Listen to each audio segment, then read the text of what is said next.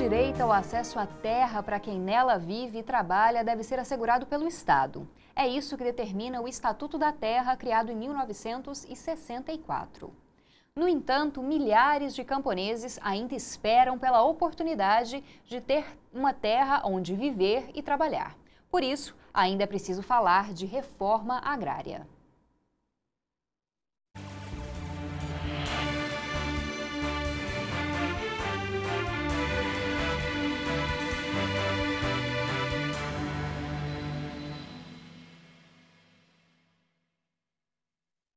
Olá! O Conexões de hoje, transmitido pela TV UFG e também pela Rádio Universitária nos 870 AM e também no www.radio.ufg.br, trata da luta pela terra no Brasil. E para falar mais sobre isso, temos aqui no estúdio conosco o sindicalista e militante dos direitos humanos e da reforma agrária, Mauro Rubem. Olá, Mauro, muito obrigada pela presença. Obrigado pela participação, por estar aqui na TV da UFG. Para mim é um prazer muito grande essa televisão que lutamos tanto para colocá-la no ar.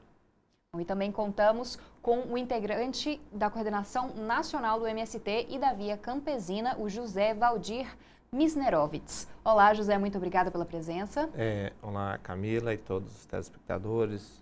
Mauro, essa presença aqui também nos ajuda, nos enriquece nesse debate.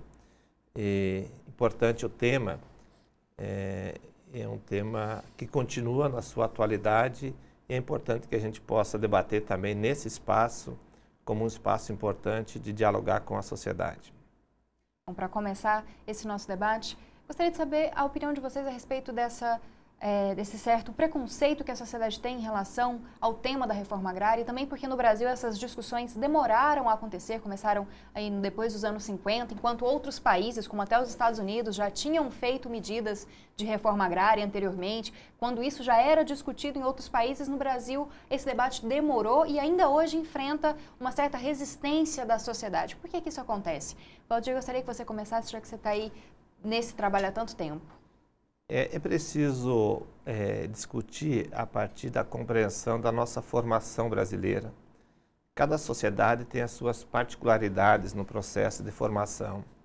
E o Brasil é uma sociedade que se constituiu a partir das bases do latifúndio, da concentração da terra. Foram 500 anos que se constituiu uma forma de explorar e de concentrar a terra.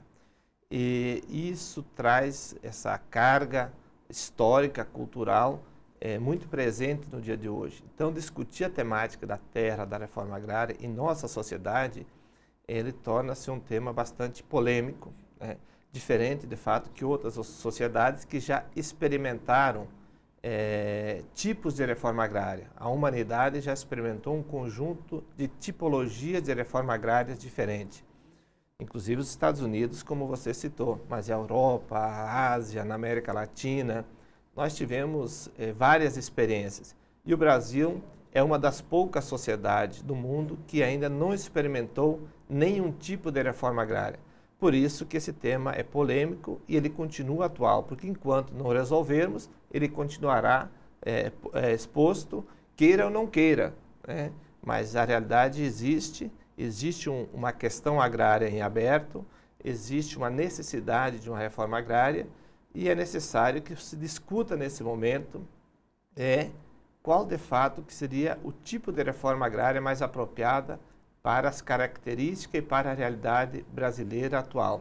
E a quem interessa? Então a grande pergunta é, a quem interessa a reforma agrária contemporânea? Então é a partir dessa questão que nós talvez pudéssemos iniciar a dialogar sobre isso, inclusive aqui nessa oportunidade. Acho que é interessante também, Camila, a gente destacar o seguinte: o Brasil é muito contraditório. Quando nós temos aí, quando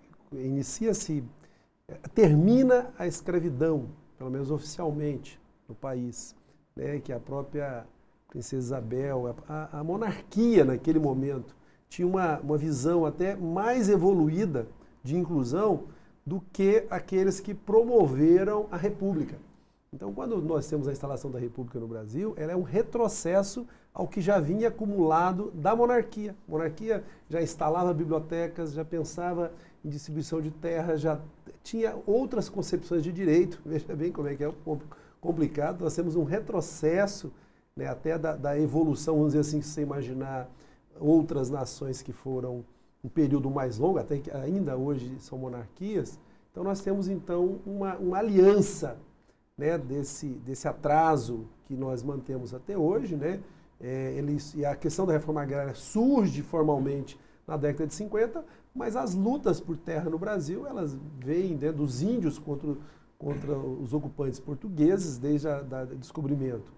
E hoje ao ponto de que nós temos aí um latifúndio modernizado e violento, né, ao ponto de senadores, como nós temos senadores aqui em Goiás, que são profundamente defensor do latifúndio, mantém essa tradição, né, de ter a propriedade da terra e achar também que é dono das pessoas, porque é assim que eles agem ainda hoje, né, não só em tempos anteriores. Acho que é importante destacar que, no caso brasileiro, há uma relação muito forte entre terra e poder.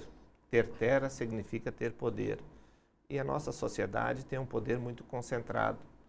Se a gente vai olhar, as mesmas pessoas praticamente que concentram a terra, concentram a indústria, concentram os meios de comunicação, concentram hospitais também. Ou seja, há essa relação entre a concentração da terra, o domínio da terra, com a concentração de riqueza e do poder em nossa sociedade. E também do poder político. E do poder político também. Então, a questão da reforma agrária, ela passa a ser assumida por segmentos da sociedade, pelos trabalhadores, digamos assim, que historicamente, pelas condições e não por opção, se tornaram trabalhadores sem terra. Então, a reforma agrária passa a ser uma iniciativa, ela só vem a ser discutida quando os trabalhadores, de forma organizada, pautam e lutam por ela, e por segmentos da sociedade que têm essa compreensão de que a nossa sociedade, ela não será uma sociedade equilibrada, desenvolvida plenamente, enquanto não resolver a questão da estrutura fundiária. Porque a base de uma sociedade, ela perpassa pela estrutura fundiária. Você quer entender uma sociedade, você olha para a sua estrutura fundiária.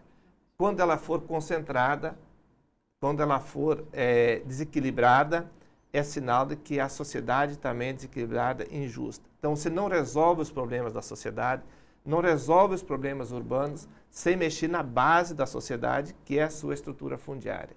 Então, é importante a gente entender, se a gente quiser projetar uma sociedade mais justa, com outro desenvolvimento equilibrado, com a questão do cuidado com a natureza, com a ecologia, necessariamente precisamos discutir a questão da reforma agrária.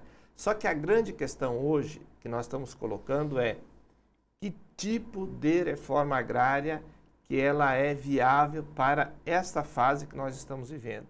Então, nós entendemos no movimento, estamos acumulando um debate de que a reforma agrária clássica, aquela que foi feita na Europa, que foi feita em outros períodos, ela não cabe mais nesse contexto. Vou ter que te interromper um pouquinho, Valdir. Gostaria que você continuasse essa explicação sobre a reforma agrária que nós podemos fazer atualmente no próximo bloco. Então, a gente volta dentro de instantes.